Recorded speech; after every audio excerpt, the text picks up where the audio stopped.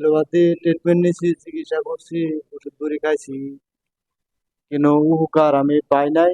কিন্তু রাস মুহূর্তে হোমিওপ্যাথি খাইলাম 1 মাস যাবত। আমি মনে করি যে অনেক বেটার, আল্লাহর রহমতে কিছু ভালো আছে। এখন আবার আইছি, ওনার সাথে কথা বলবো, দিয়ে উনি আবার দিয়া দিলে নিয়ে যাবো, তারপর আবার খাবো। আশা করি পুরা সুস্থতা হবো ইনশাল্লাহ। ভালো হবেন। এখানে অর্কাইটিস টেস্টিকুলার সুয়েলিং হয়েছে, ঠিক আছে, অন্ডকোষটা ফুলে গেছে। অর্কাইটিস, যত কথার মধ্যে আইটিস আছে, আইটিআইএস, এগুলো হলো আপনার ব্যাকটেরিয়া বা বিভিন্ন ইয়া দ্বারা ইনফ্লামেশন হয়ে আক্রান্ত হয়, তখন এগুলো ফুলে যায়। তো সমস্যা অনেকদিন যাবত ছিল, এলোপিত ওষুধ অনেক খাইছে। এখন দেখা যাক ইনশাল্লাহ পরবর্তী আমরা রিভিউ দেখাবো।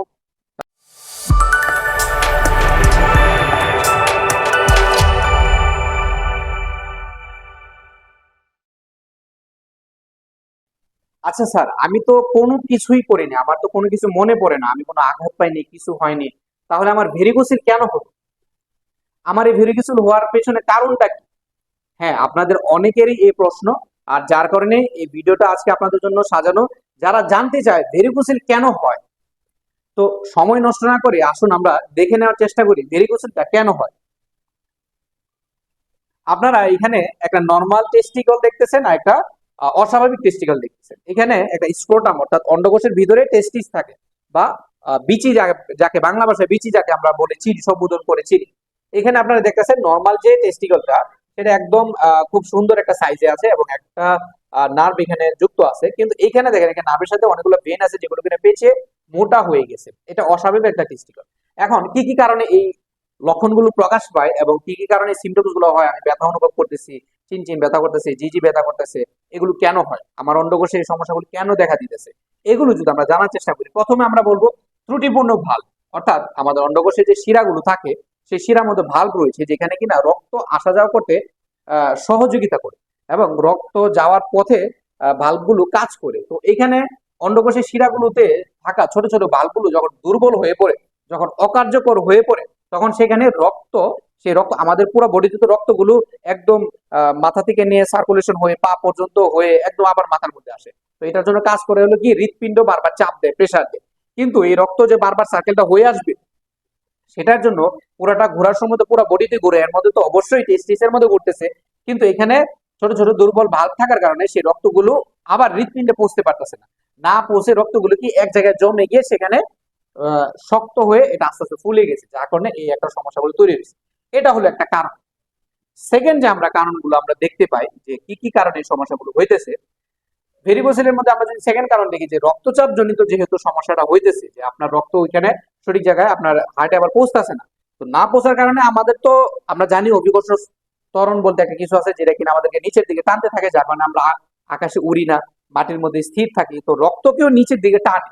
তো রক্ত যখন হৃৎপিণ্ডে যাইতে পারে না, তখন এইগুলোকে রক্তকে নিচের দিকে মধ্যাকর্ষণ শক্তির কারণে নিচে টানতে থাকে। টানতে থাকার কারণে এক জায়গায় জমে রক্ত জমাট বেঁধে এগুলো ফুলে যেতে থাকে। তো এটা একটা মোটামুটি একটা কারণ, ঠিক আছে। আমরা নেক্সট যে আরেকটা কারণ দেখার চেষ্টা করি, যে বেশিরভাগ ক্ষেত্রে 90% মানুষের ক্ষেত্রে বাম দিকে সমস্যাগুলো হওয়ার সম্ভাবনা বেশি থাকে। এর কারণ কি? কারণ বাম দিকে যে টেস্টিকুলার শিরাগুলোর গঠন একটু টোটালি ভিন্ন থাকে, আর ভিন্ন থাকার কারণে এখানে জটিলতাগুলো বেশি হয়। আর যখন রক্তের আসা যাওয়ার চাপ যখন বেড়ে যায়, রক্ত আসা যাওয়ার সমস্যা যখন থাকে, তখন ওই চাপের কারণে, ওইখানে সমস্যার কারণে বাম দিকের ভাল্বগুলো দুর্বল হয়ে সেখানে সমস্যাগুলো আরো দেখা দিতে থাকে। তাহলে এখানে আমরা এই জিনিসটা আপনাকে ক্লিয়ার করলাম যে কেন এই সমস্যাগুলো হইতেছে। এরপর আমরা যদি দেখার চেষ্টা করি যে আরো কি কি কারণ, যেগুলো ফ্যাক্টর গুলো, যে আপনার এই কাজ, এই শিরা ফোলা রোগ হওয়ার জন্য সবচেয়ে বেশি দায়ী থাকে, সেটা রেগুলার লাইফ স্টাইলের মধ্যে কোন কোন কাজের কারণে আমার হয়েছে। অনেকে বলে, স্যার আমি এমন কোনো কাজ, এমন একটা কাজ করি যেখানে আমার বিদেশে আছি, আমি ফরেন কান্ট্রিতে থাকি, আমি সৌদিতে থাকি, দুবাই থাকি, সারাক্ষণ আমার দাঁড়িয়ে দাঁড়িয়ে কাজ করতে হয়। এই দীর্ঘক্ষণ দাঁড়িয়ে থাকার কাজ করার কারণে আপনি বুঝতেই পারতেছেন না, আপনার ভেরিকোসিল হয়ে যেতে পারে।